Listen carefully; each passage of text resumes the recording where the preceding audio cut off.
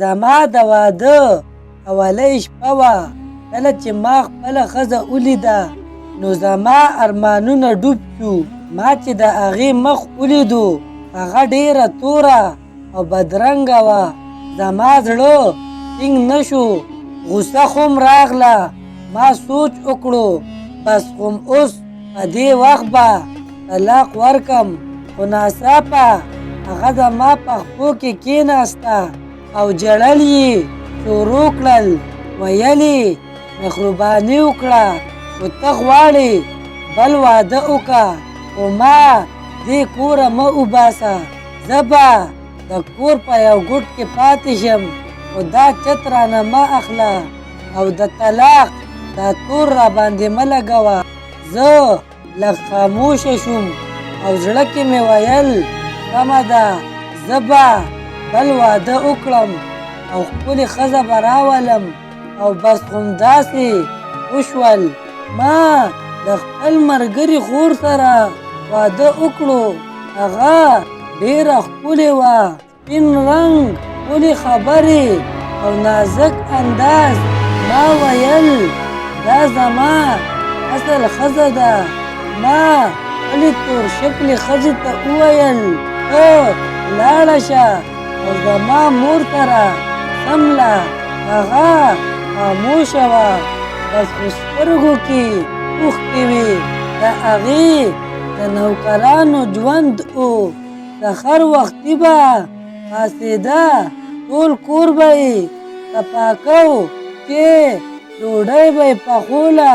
خو چې لږ به خوم یو روټۍ لیټ شوه، زما مور به پې غوسه کېده، بدې خبرې به یې ورته کولې او هغې تورې ښځې به مې هېڅ څه نه ویل، بس خاموشه به وه. او زه په دویم واده او د ښځې نه ډېر خوشحاله وم. یو شپه داسې څه وشو چې زما روح داسې ویرېدو.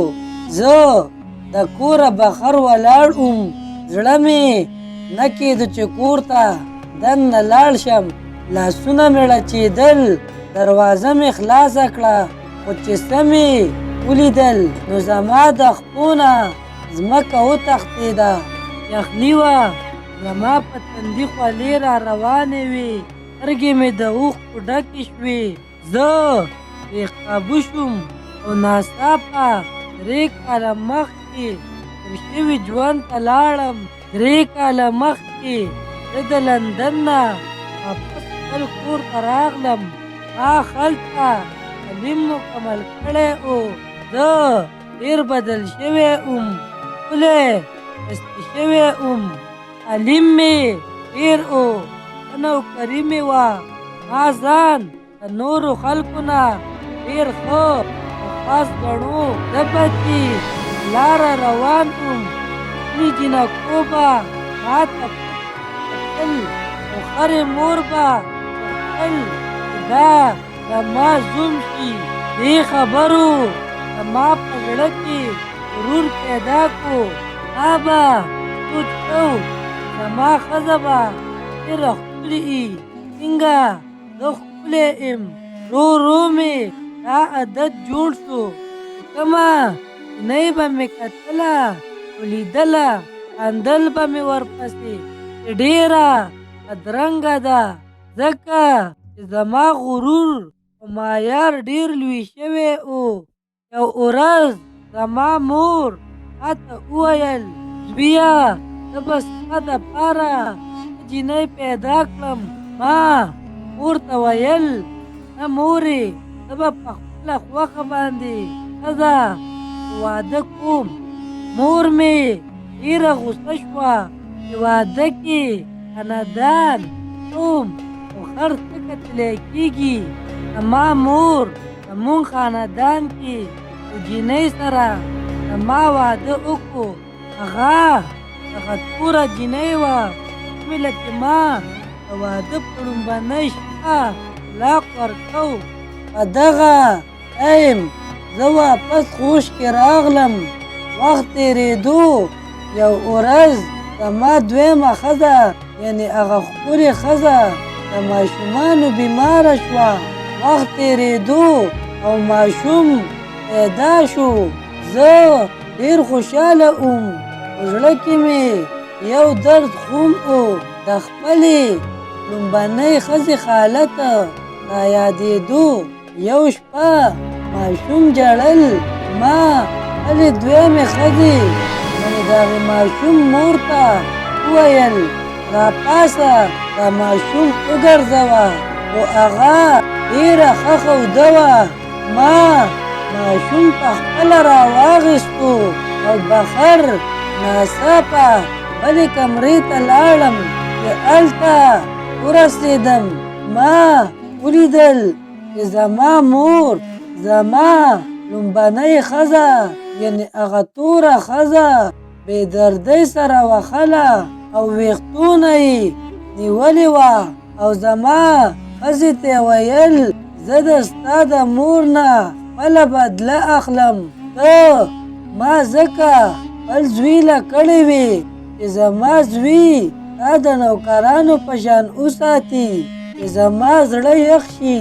زه حیران شوم چې مور مې زه ولیدم. وی ویل تا د ښځې مور زما د ټولو خلکو په مخ کې بېعزتي کړې وه. دې سره ستا واده ما د خپلې بدلې اخیستو دپاره کړی و. ګینې دا تورمخې چېرته د ستا د واده قابله وه. زما زړه مات شو. ما مور ته ویل مورې په هغې کې د دې څه ګناه ده. ما د خپلې ښځې لاسونه خلاص کړل. هغې یو ځل ما ته وکتل. په هغې نظر کې هر څه و. ما ورته وویل زه به تاله بېل کور جوړ کړم. هلته به ته په سکون او په آرام سره ژوند کوې. ما هغې له بېل کور جوړ کړو. یو ورځ زه ناڅاپه د هغې کور ته ورغلم. ما ولیده چې هغه په چغو چغو الله ته جاړي او دعا کوي یا الله زما د خاوند زه نه یم خوښه خو یا الله هغه له ډېره خوشحالي ورکړي او چېرته یې خم خفه نه کړي او چېرته یې چاته محتاج نه کړي. ما چې دا ولیدل او واورېدل زما زړه ډېر وژړل. هغې ته ما وویل ما معاف که. ما ډېر ظلم ورسره کړی و. زه پوه شوم چې اصل ښکلا مخکې نه وي، اصل ښکلا اخلاقو کې وي.